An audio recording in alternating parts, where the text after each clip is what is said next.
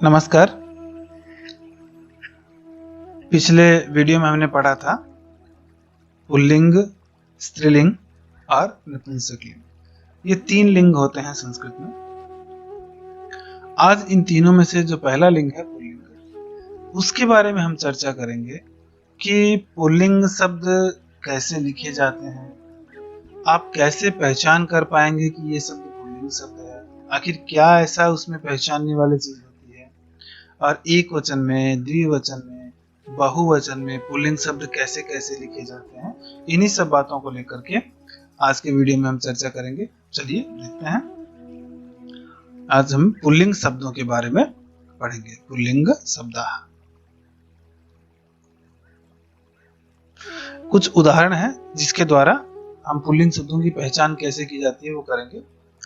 पहला शब्द हम लेते हैं बालकः। बालकः मतलब बालक।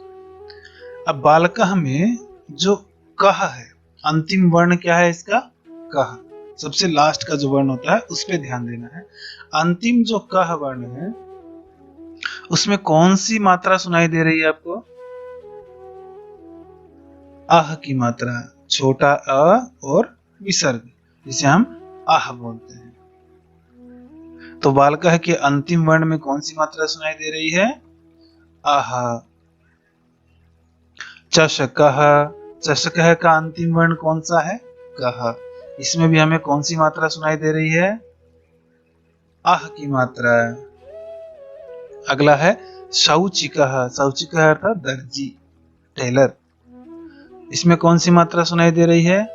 इसमें भी हमको सुनाई दे रही है आह की मात्रा। अगला है शुनकः। शुनकः अर्थात कुत्ता। इसमें कौन सी मात्रा सुनाई दे रही है अंतिम वर्ण में? आह की मात्रा। बलिवर्दः। बलिवर्दः में अंतिम वर्ण कौन सा है? दः। दः में कौन सी मात्रा सुनाई दे रही है? दः, अह, आह, यही सुनाई दे रहा है। आह की मात्रा ही सुनाई दे रही है। तो बलिवर्दः मतलब होता है बैल। तो देखिए यहाँ पे कितने सारे शब्द हैं। पहला है बालकः, फिर चषकः, फिर शौचिकः, शुनकः, बलिवर्दः। इन सबका जो अंतिम वर्ण है उसमें देखिए आह आह की मात्रा ही सुनाई दे रही है। तो जितने भी पुल्लिंग शब्द होंगे उन पुल्लिंग शब्दों में जो अंतिम वर्ण होगा उसमें आह का उच्चारण सुनाई देगा। तो हम पहचान लेंगे कि ये पुल्लिंग शब्द है। ठीक है, तो कैसे पुल्लिंग शब्द को पहचानेंगे? जिसमें अंतिम वर्ण में आह की ध्वनि सुनाई दे। हम जब शब्द को बोलेंगे तो हमें आह की ध्वनि ही सुनाई दे, आह की मात्रा का पता चले, वह पुल्लिंग शब्द होगा। चलिए और देखते हैं। बालकः। बालकः में जो अंतिम वर्ण है कः, तो यहाँ पे कौन सी, अभी हमने जाना था यहाँ पे कौन सी ध्वनि सुनाई दे रही है, कौन सी मात्रा सुनाई दे रही है? बिल्कुल सही, आह की मात्रा यहाँ पे सुनाई दे रही है। तो बालकः का मतलब क्या होता है? बालक। ठीक है। अच्छा, ये बालक एक है, दो है या बहुत सारे हैं? एक बालक है। तो ये कौन सा वचन होगा? कौन सा वचन होगा? एक वचनम। तो एक वचन में क्या कहेंगे? बालकः। और वहां पे कौन सी ध्वनि सुनाई देगी?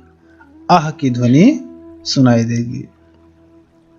अब देखते हैं कि द्विवचन में बालकः कैसे होगा। भाई एक वचन में बोलेंगे बालकः, द्विवचन में क्या बोलेंगे? बालकौ। तो यहाँ पे जो अंतिम वर्ण है उसमें कौन सी मात्रा, कौ में कौन सी मात्रा सुनाई दे रही है आपको? कौन सी मात्रा? औ की मात्रा। तो पुल्लिंग के द्विवचन में अंतिम वर्ण में कौन सी मात्रा सुनाई देती है? औ की मात्रा। तो बालकौ अर्थात क्या मतलब हुआ? दो बालक। बालकः मतलब एक बालक, बालकौ दो बालक। अब बहुवचन में, बहुवचन में होगा बालकाः। तो जरा बताइए इसका जो अंतिम वर्ण है काः, उसमें कौन सी मात्रा सुनाई दे रही है? आह की मात्रा। ठीक, तो बालकाः का मतलब क्या हुआ? बहुत सारे बालक। एक भी नहीं है, दो भी नहीं है, बहुत सारे बालक हैं। अब एक बार दोबारा देखते हैं।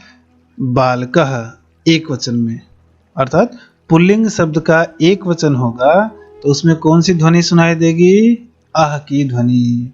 और यदि पुल्लिंग शब्द का द्विवचन होगा तो उसमें कौन सी ध्वनि सुनाई देगी या कौन सी मात्रा है? औ की मात्रा। और कहाँ होगा? अंतिम वर्ण में, पूरे शब्द का जो अंतिम वर्ण होगा उसमें। और पुल्लिंग के बहुवचन में कौन सी मात्रा सुनाई देगी? आह की मात्रा। तो साधारण सा तरीका इसको याद करने का है, आह औ आह, बालकः बालकौ बालकाः। ठीक है, तो पुल्लिंग शब्द की पहचान इस प्रकार होगी, एक वचन में आह, द्विवचन में औ और बहुवचन में आह। ठीक, चलिए इसके और भी हम बहुत सारे उदाहरण देखते हैं ताकि बिल्कुल समझ में आ जाए कि कैसे हुआ। जैसे हमने बालकः, बालकौ और बालकाः पढ़ा था, वैसे ही देखिए शौचिकः। शौचिकः अर्थात दर्जी या टेलर। तो शौचिकः में जो अंतिम वर्ण है कः, उसमें कौन सी मात्रा है? आहा। तो एक वचन में एक दर्जी है इसलिए एक वचन, और एक वचन में बनेगा आपका शौचिकः, और अंतिम वर्ण में कौन सी मात्रा है? क्या सुनाई दे रहा है? आहा। ठीक, अब देखिए द्विवचन शौचिकौ, अर्थात दो दर्जी, इसमें कौन सी मात्रा सुनाई दे रही है अंतिम वर्ण में? औ की मात्रा। बहुवचनम, बहुवचन में कितने सारे हैं? बहुत सारे हैं, अर्थात शौचिकाः मतलब क्या हो गया? बहुत सारे दर्जी। तो शौचिकाः के अंतिम वर्ण काः में कौन सी मात्रा सुनाई दे रही है? आह, आह की मात्रा। तो ये हो गया शौचिकः, शौचिकौ, शौचिकाः। शौचिकः में अह, शौचिकौ में औ, शौचिकाः में आह। ठीक है, चलिए एक और उदाहरण देखते हैं। शुनकः अर्थात एक कुत्ता, शुनकौ दो कुत्ते, शुनकाः बहुत सारे कुत्ते। तो देखिए शुनकः के अंतिम वर्ण में कौन सी मात्रा सुनाई दे रही है? आह की मात्रा। शुनकौ के अंतिम वर्ण में औ की मात्रा, और शुनकाः के अंतिम वर्ण में आह की मात्रा। तो कैसे पुल्लिंग के शब्द बनेंगे? एक वचन में बनेगा शुनकः, अर्थात कोई भी शब्द होगा उसके अंत में कौन सा स्वर सुनाई देगा? आह। द्विवचन में शुनकौ, कौन सी मात्रा सुनाई देगी? औ। और बहुवचन में शुनकाः, तो कौन सी मात्रा सुनाई देगी? आह की मात्रा। एक और देखते हैं, बलिवर्दः। बलिवर्दः अर्थात बैल, कितने बैल हैं? एक, इसलिए एक वचन में क्या बनेगा? बलिवर्दः, अर्थात इसके जो अंत दह वर्ण है उसमें कौन सी मात्रा सुनाई दे रही है? आह की मात्रा। तो बलिवर्दः अर्थात एक बैल। बलिवर्दौ दो बैल। तो वर्दौ इसमें औ की मात्रा आ रही है, तो द्विवचन में हमेशा औ की मात्रा सुनाई देगी। बलिवर्दाः अर्थात बहुत सारे बैल। तो वर्दाः, दाह में कौन सी मात्रा सुनाई दे रही है? आह की मात्रा। ठीक है, अब देखिए एक वचन में क्या हमने पढ़ा? बालकः, यही पढ़ा ना हमने एक वचन में। पुल्लिंग का जो भी शब्द होगा वह एक वचन में, उसका जो अंतिम वर्ण होगा उसमें कौन सी मात्रा सुनाई देगी? आह की मात्रा सुनाई देगी। बालकः, बालकः मतलब बालक। ठीक है, बालक क्या कर रहा है? पढ़ रहा है, तो इसको क्या बोलेंगे? पठति। बालकः पठति। ठीक है, तो बालकः में अंतिम वर्ण में कौन सी मात्रा सुनाई दे रही है? आह, बिल्कुल सही। और इसके साथ में ये क्या काम कर रहा है? पढ़ रहा है, जिसको हम कहते हैं पठति। तो बालक एक है इसलिए इसके साथ में लगेगा पठति। तो पठति के अंतिम वर्ण में कौन सी मात्रा सुनाई दे रही है? ति। आया समझ में? जब एक वचन होगा पुल्लिंग शब्द तो उसके साथ जो क्रिया लगेगी उसके अंत में होगा ति। जैसे बालकः पठति, ठीक। और द्विवचन में क्या होगा? बालकः का क्या बनेगा? बालकौ। हमने भी पहले जाना था, जहां पे दो बालक होंगे वहां पर बालकौ। तो बालकौ अर्थात दो बालक। इसमें कौन सी ध्वनि सुनाई दे रही है? औ की ध्वनि। अब एक बालक था, पढ़ रहा था, तो उसके साथ क्या आया था? पठति। अब दो बालक होंगे तो उसके साथ में क्या आएगा? पठतः। तो यहाँ देखते हैं बालकों में कौन सा अंतिम वर्ण में कौन सा मात्रा है? औ। और पठतः में क्या जुड़ता है? तः।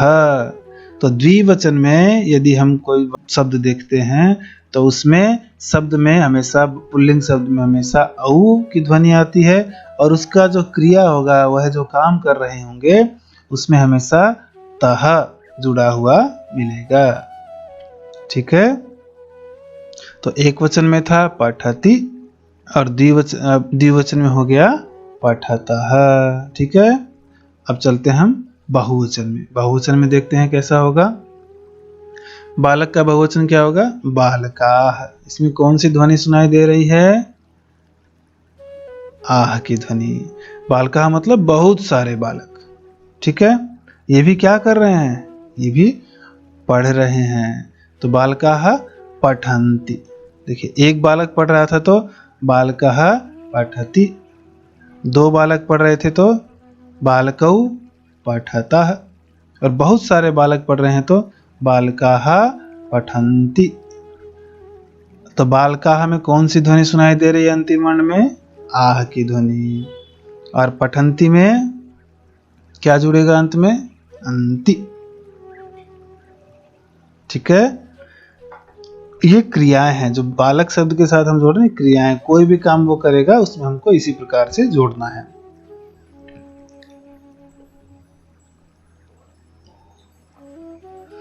ये क्या है? गिलास। संस्कृत में इसको क्या बोलते हैं? चषकः। कितना है ये? एक है, दो है, बहुत सारे? एक गिलास है। इसलिए चषकः में अंतिम वर्ण में कौन सी मात्रा सुनाई दे रही है? आह की। ठीक है। अभी हमने बालकः जो पढ़ने का काम करता, बालकः के साथ क्या था जुड़ा था? पठति, अर्थात उसके अंत में क्या था? ति। तो चषकः के साथ में जो जुड़ेगा उसमें अंत में क्या आएगा? ति। अस्ति, अर्थात गिलास है। ठीक है। अब देखिए, तो चषकः में अह, अस्ति में ति। दूसरा, दो गिलास हैं तो इसको क्या बोलेंगे? दो बालक थे तो उनको क्या कहा गया था? बालकौ। तो चषकः का चषकौ। कौन सी मात्रा सुनाई दे रही है अंतिम वर्ण में? औ की मात्रा। अच्छा, तो बालकः पठति होता है, वैसे चषकः अस्ति। अब बालकों के साथ क्या था? पठतः। तो चषकों के साथ में क्या आ जाएगा? स्तः। तो स्तः में क्या सुनाई दे रहा है? तः। ठीक है। तो ये बनेगा आपका चषकौ स्तः। तो चषकौ में कौन सी मात्रा सुनाई दे रही है? औ की मात्रा। और स्तः में तः की मात्रा। अब देखिए, बहुत सारे गिलास हैं तो बहुत सारे बालक को क्या कहा गया था? बालकाः। तो बहुत सारे गिलास को क्या कहा जाएगा? चषकाः। ठीक है। कौन सी मात्रा सुनाई दे रही है अंतिम वर्ण में? आह की मात्रा। और इस साथ में क्या जुड़ेगा? संति, क्योंकि बहुवचन में क्या होता है? अंति वाला होता है। तो यह बनेगा चषकाः संति। चलिए एक और उदाहरण सरल सा देखते हैं। ये क्या है? हाथी। संस्कृत में इसको क्या कहते हैं? गजः। ठीक है। तो गजः में कौन सी ध्वनि सुनाई दे रही है? अंतिम वर्ण में कौन सी मात्रा सुनाई दे रही है? आह की मात्रा। ठीक है। और जैसे बालकः में आह की मात्रा थी, उसके साथ पठति में क्या जुड़ा हुआ था? ति। तो यहाँ भी क्या जुड़ेगा? चलति, अर्थात चलता है। पठति मतलब पढ़ता है, चलति चलता है। तो गजः चलति। ति में कौन से सुनाई दे रहा है? चलति में ति। बिल्कुल सही। ये था एक हाथी, अर्थात एक वचन में। अब यहाँ पे 2 हाथी हैं, तो जैसे बालकः का बालकौ बना था, चषकः का चषकौ बना था, वैसे गजः का बनेगा गजौ। अंतिम वर्ण में कौन सी ध्वनि सुनाई दे रही है? औ की ध्वनि। अब गजौ के साथ में क्या आएगा? चलती चलतः। इसमें अंतिम में क्या है? तः। जैसे बालक के साथ था ना, पठती पठतः, वैसे यहाँ पे है चलती चलतः। ये देखिए बहुत सारे हाथी हैं, तो क्या होगा? गजाह, अर्थात बहुत सारे हाथी। तो यहाँ पे कौन सी ध्वनि सुनाई दे रही है अंतिम वर्ण में? आह की ध्वनि, बिल्कुल सही। और साथ में क्या जुड़ेगा? चलंती, अर्थात इसके अंत में क्या है? ती। जैसा पठती पठतः पठंती, वैसे ही बना हमारा चलती चलतः चलंती। गजः चलती अर्थात हाथी चलता है। गजौ चलतः 2 हाथी चलते हैं। गजाः चलंती बहुत सारे हाथी चलते हैं। ये क्या है? मोर। मोर को संस्कृत में क्या कहा जाता है? मयूरः। कुछ आया समझ में? बालकः, चषकः, गजः, वैसे ही यहाँ पे हो गया मयूरः। तो मयूरः में कौन सी ध्वनि सुनाई दे रही है? आह। इसके साथ में क्या आएगा? नृत्यति। नृत्यति अर्थात नाचता है, तो इसमें क्या है जुड़ा हुआ? ती। जैसे पठ ती चलती, वैसे नृत्यति। ठीक है। यहाँ 2 मोर हैं, तो जैसे बालकः का बालकौ बना, वैसे मयूरः का मयूरौ। मयूरौ में कौन सी ध्वनि सुनाई दे रही है? औ की ध्वनि। ठीक है। अब नृत्यति एक वचन में था, द्विवचन में क्या बनेगा? नृत्यतः। जैसे पठती का पठतः बना था, इसमें अंत में क्या है? तः।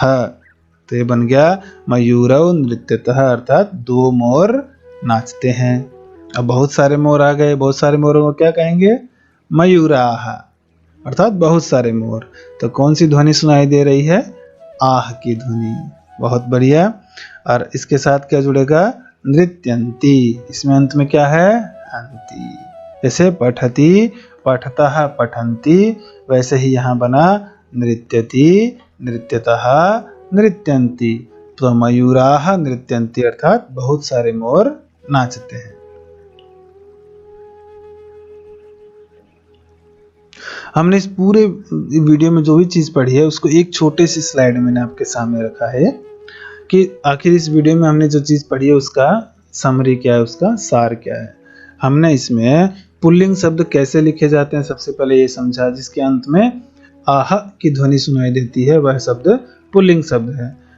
अब आह एक वचन में था, यदि हमारे पास 2 हो जाएंगे, वो द्विवचन में हो जाएंगे तो उसको कैसे लिखेंगे, या बहुवचन में हो जाएंगे उसको तो कैसे लिखेंगे। तो एक वचन में यदि पुल्लिंग शब्द होगा तो उसको हम लिखेंगे बालकः, उसके अंत में ध्वनि सुनाई देगी हमको आह की ध्वनि। और द्विवचन में यदि हमको लिखना होगा पुल्लिंग शब्द को तो हम लिखेंगे बालकौ, उसमें हमको अंत में क्या ध्वनि सुनाई देगी? औ की ध्वनि। और यदि बहुवचन में पुल्लिंग शब्द लिखना होगा तो लिखेंगे हम बालकाः, अर्थात उसके अंतिम वर्ण में हमको ध्वनि सुनाई देगी आह की ध्वनि। ठीक है। ऐसे ही हम बालकः की जगह लिख सकते हैं गजः, उसमें भी आह अंतिम में आह सुनाई दे रहा है। गजौ, उसमें भी औ सुनाई दे रहा है। गजाः, उसमें भी आह सुनाई दे रहा है। ठीक है। तो कोई भी पुल्लिंग शब्द होगा उसके एक वचन में अंतिम वर्ण में आह, द्विवचन के अंतिम वर्ण में औ और बहुवचन के अंतिम वर्ण में आह की ध्वनि सुनाई देगी, या ये मात्राएं मिलेंगी।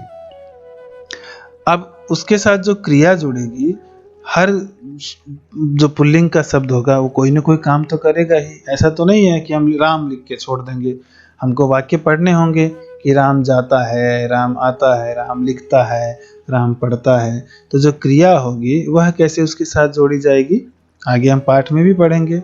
उसी के लिए मैंने यहाँ थोड़ा थोड़ा क्रिया भी दिया है। क्रिया मतलब वर्ब, जो वो काम करता है। तो यदि पुल्लिंग का एक वचन होगा तो एक वचन के साथ जो भी क्रिया लगेगी उसके अंत में आएगा ति, ठीक है। और द्विवचन की क्रिया होगी तो तह, और बहुवचन की क्रिया होगी तो अंति। जैसे यहाँ पे लिखा है पठति, मतलब पढ़ता है, पठतः दो पढ़ते हैं, पठन्ति बहुत सारे पढ़ते हैं। अब चलिए पढ़ने की जगह हम खाते हैं, तो खाने को संस्कृत में कहते हैं खाद, तो बनेगा खादति अर्थात खाता है, खादतः अर्थात दो लोग खाते हैं, खादन्ति अर्थात बहुत सारे लोग खाते हैं। ऐसे ही बन जाएगा चलति, चलतः, चलन्ति, ठीक है। पश्यति, पश्यतः, पश्यन्ति। तो ये सामान्य रूप से जानना है ताकि हम अब पहला पार्ट जो प्रारंभ करेंगे वो आसानी से आपको समझ में आ जाए। अभी भी कोई चीज़ नहीं समझ में आई हो तो मुझसे ज़रूर पूछें। धन्यवाद।